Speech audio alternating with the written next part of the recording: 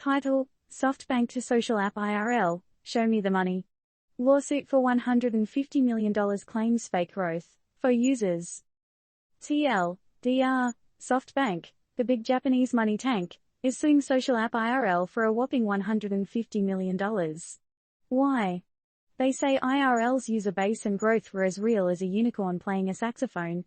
SoftBank claims they were led to invest in IRL based on a valuation that was all smoke and mirrors. Time to turn on the drama lights.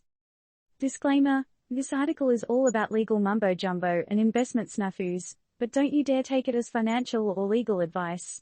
If you need help with your piggy bank or you're being sued by your pet hamster, seek professional help.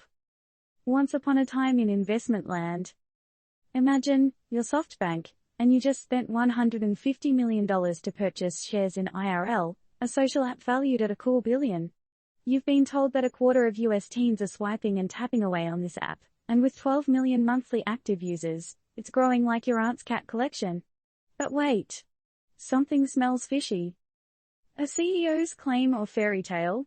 According to SoftBank, IRL CEO, Abraham Shafi, had promised that his app was hotter than a TikTok dance challenge. But was that claim backed up by real data, or was it just a catchy tune? SoftBank's digging deep, alleging fake user base and false growth statistics. Could it be that SoftBank got caught up in a tall tale? Or did they just fail to do their homework? $150 million is no pocket change. Let's break it down, shall we? SoftBank invested in IRL, but now they're screaming foul play.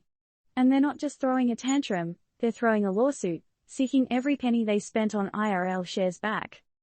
Is this a sign of investors finally waking up to the smell of unrealistic valuations?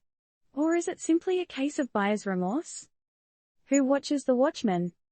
When it comes to tech investments, these billion-dollar valuations can seem like a game of Monopoly. You roll the dice, move your piece, and hope you land on Boardwalk. But what happens when the numbers are more fictional than your favorite superhero movie? Perhaps the real question is, who's keeping an eye on these super-valued startups? If SoftBank, one of the largest investors in the world, can be duped, allegedly, what's stopping others from falling into the same trap?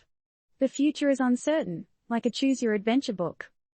The lawsuit is now the hottest topic in town, and everybody's taking sides. Will SoftBank get their money back, or will they be left writing an investment tragedy? Now, over to you, dear reader.